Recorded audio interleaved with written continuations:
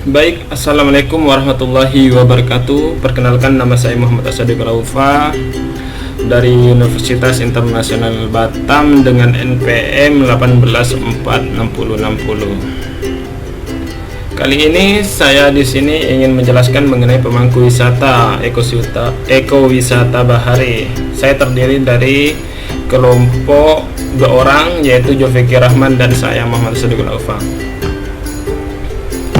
Baik, Indonesia merupakan negara yang terdiri dari banyak pulau. Selain 5 pulau utama Sumatera, Jawa, Kalimantan, Sulawesi, dan Papua, Indonesia juga memiliki pulau-pulau kecil yang jumlahnya ribuan. Sebagai negara kepulauan dengan posisi geografis yang berada di antara 2 samudra, yaitu Samudra Hindia dan Samudra Pasifik, maka potensi alam yang bercirikan kebaharian menjadi salah satu keunggulan atraksi alam untuk berwisata di Indonesia. Tentu saja pantai yang terdapat di Indonesia juga berjumlah ribuan. Pantai dan laut tersebut menyimpan berbagai potensi yang jika diolah dengan baik akan memberikan berbagai keuntungan bagi penduduk sekitar pantai yang merupakan bagian dari wilayah pesisir. Menurut Undang-Undang Republik Indonesia Nomor 27 Tahun 2007 tentang pengelolaan wilayah pesisir dan pulau-pulau kecil, yang dimaksud dengan sumber daya pesisir adalah sumber daya hayati, sumber daya non-hayati, dan sumber daya buatan, dan jenis-jenis jasa lingkungan. Baik, sumber daya hayati meliputi ikan, terumbu karang, padang lamun, mangrove, dan biodata laut lain. Sedangkan sumber daya non-hayati meliputi pasir, air laut, dan mineral dasar laut. Manakala sumber daya buatan meliputi infrastruktur laut yang terkait dengan kelautan dan perikanan, dan jasa-jasa lingkungan berupa keindahan alam, permukaan dasar laut, dan tempat instalasi bawah air yang terkait dengan kelautan dan perikanan, serta energi gelombang laut yang terdapat di wilayah pesisir. Mengenai ekowisata, apa sih ekowisata bahari itu? Secara singkatnya, ekowisata bahari merupakan jenis wisata minat khusus yang memiliki aktivitas yang berkaitan dengan lautan, baik yang dilakukan di bawah laut maupun di atas permukaan laut. Secara umum, ekowisata bahari mencakup 3 kawasan, yaitu di permukaan laut, di bawah laut, dan di pesisir pantai. Wisata bahari merupakan wisata lingkungan yang berlandaskan daya tarik bahari di lokasi atau kawasan yang didominasi perairan atau kelautan. Ekowisata bahari menyajikan ekosistem alam khas berupa hutan mangrove, taman laut, serta fauna, baik fauna di laut maupun sekitar pantai. Baik, kita memasuki pemangku kepentingan. Di dalam pemangku kepentingan ekowisata bahari ini terbagi menjadi 5. Yang pertama, pemerintah, baik pusat maupun daerah. Dan yang kedua ialah pengusaha pariwisata. Dan yang ketiga ialah pekerja di bidang pariwisata. Dan yang keempat adalah para wisatawan. Dan yang kelima ialah warga sekitar. Baik, penjelasan dari pemerintah. Yang pertama itu, di Indonesia misalnya pemerintah pusat bekerja sama dengan pemerintah provinsi seperti Bali dan pemerintah kabupaten dan kota. Pemerintahan bertanggung jawab mengelola dan mengatur industri pariwisata.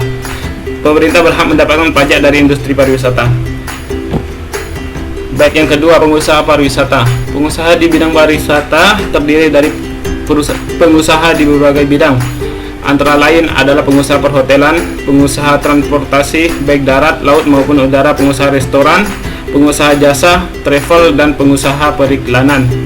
Pengusaha di bidang pariwisata akan berusaha mencari keuntungan untuk usahanya, namun mereka juga harus menjaga lingkungan dan bertanggung jawab pada stakeholder lain, seperti dengan membayar pajak kepada pemerintah dan meningkatkan kesejahteraan warga sekitar objek wisata. Baik, yang ketiga, pekerja di bidang pariwisata.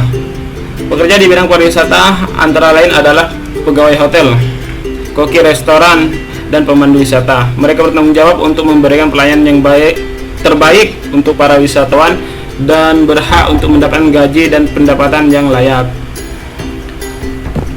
Baik, yang keempat, para wisatawan termasuk para pengunjung yang datang ke objek wisata maupun pengunjung yang datang untuk keperluan bisnis, mereka berhak mendapat pelayanan yang baik dan dapat menikmati objek wisata. Namun mereka juga bertanggung jawab untuk melestarikan dan tidak merusak objek wisata tersebut. Kelima ialah warga sekitar. Warga sekitar objek wisata berhak mendapat peningkatan kesejahteraan dari aktivitas industri pariwisata di lingkungannya. Namun mereka juga bertanggung jawab untuk menjaga kelestarian lingkungan sekitar. Baik, mungkin itu saja dari saya dan mungkin akan diteruskan oleh teman saya yaitu Jofiki Rahman. Baik, sekian, terima kasih.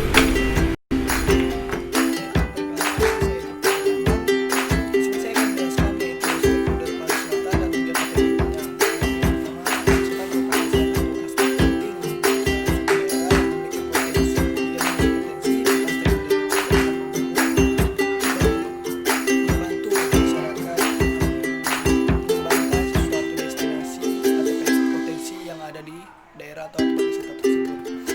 Langsung saja, pengertian stakeholder adalah atau pihak lintas pelaku yang terkait dengan suatu isu atau rencana. Bahkan ada berargumen bahwa stakeholder itu merupakan individu atau kelompok yang dapat mempengaruhi atau dipengaruhi oleh suatu pencapaian tujuan tertentu. Seperti memiliki tempat kampung wisata, memiliki potensi yang sangat bagus, ada pemandangan yang langsung